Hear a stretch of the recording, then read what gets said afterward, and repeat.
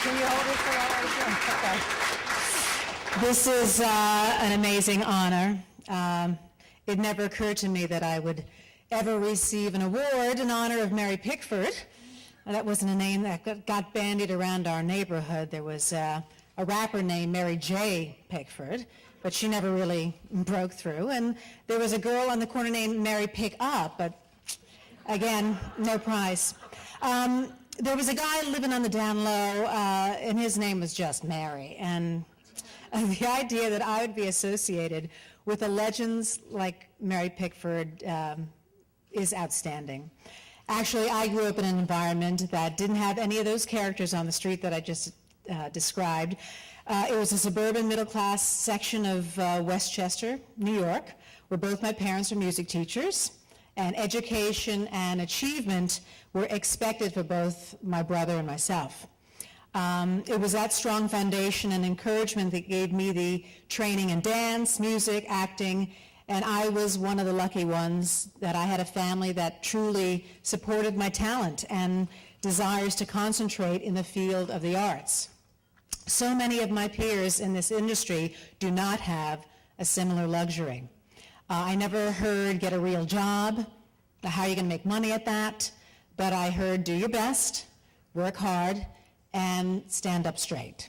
And that one was from my mother because she has great posture, and it was from my mother that I got constant suggestions and got a chance to actually live them out every week as Wilhelmina Slater on Ugly Betty.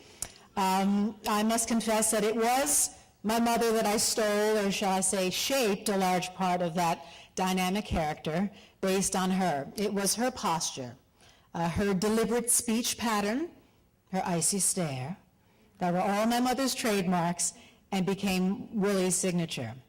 The way Willie described a perfectly mixed cocktail is like a warm hug that slides down your throat. That's classic mom/Wilhelmina. And even more memorable, did you just gesture at me when you said Kwanzaa? That's my mom too. It allowed me that famous stare. My mother, who is here today, is the true diva in the family. And I have been so lucky to work in a professional career that has spanned over 27 years with amazing women who have guided me and have been trailblazers in their own right. I had the honor of hiring the diva Diane Carroll with Emily Gerson Sains on a TV movie that we showed a little clip of called Courage to Love. And while we were shooting up in Canada, she told me about her days starring as Julia, how she integrated the union with her hairdresser, both on television and Broadway, and she gave me some relationship advice. At the time, she said, he's cute, but you don't have to marry him, and I didn't listen to her. And then there was Eartha Kitt, who played my mother in an independent film called And Then Came Love. She insisted on wearing 4-inch satin pumps in our very first scene together, just weeks after recovering from cancer surgery. I proudly held her arm in the scene as we walked across the grass into a country club with her head held high. Lena Horne, Debbie Allen, Josephine Baker, all were beyond triple threats. These were mavericks in a business that was and still is tough to be successful in. I've used the models of their careers, been influenced by these resilient characters, their unrelenting drive to pattern my life by. I've been fortunate to be able to sing for presidents, dance on stage and in film, share the screen with superstars that even become governors. So leave it to the ladies and the gentlemen of the International Press Academy to make that connection. And since they have, I would like to elaborate on a few of the things that made Mary Pickford so great and why it is such a great honor to be receiving an award named after her. Mary Pickford was the world's first movie star, the first performer whose mere presence on the screen actually got people into the theater. Her presence was so glowing, so radiant, that her press agent said she shone like a star. Now, could I be more flattered to be in a group with such women?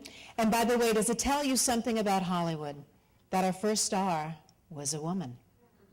Mary Pickford was such a big star that few years later, she and 3 other stars, all men, formed their own studio, United Artists. She was the first female studio head. You go, Mary. She was the second actress to win the Oscar, and I don't know why she let that one get past her. But the highest paid performer in pictures during the age of the silent movie. She and her husband, Douglas Fairbanks, reigned from their mansion called Pickfair. They were the Brangelina of their day. Mary's curls and bonnets and crinolines were adopted by the girls everywhere, and her face was on the cover of every magazine back before there was television and back when magazines were magazines. Mary's stardom was so overwhelming that it is difficult to imagine anyone being compared with her today. That is, my name, mentioned in the same breath, is thrilling beyond words. She was a pioneer and the founder of a business and an art form. She did it all, comedies, dramas, and I'm convinced if she had done musicals, she would have done them back then. So fortunately for me, though, I'm able to go back and forth from serious work to the lighthearted, from stage to screen and TV and records. And it's all possible because of a woman like Mary, who saw an infant industry and decided that she was going to be a seminal part of it, not letting her sex be the deciding factor. I'd like to thank the International Press Academy for remembering Mary Pickford and for considering me worthy of being included with her. Marianne Blaricom, my family, my team, Mike Jolene, my agent, Emily Gerson, who has managed me for years, and of course, my mother, my brother who introduced me, my 4 children who are not here with me today. I want to thank you for validating my work and being there and making sure that the mantra, being pretty doesn't always have to stand in your way, because it shouldn't. Thank you so much. Now I can take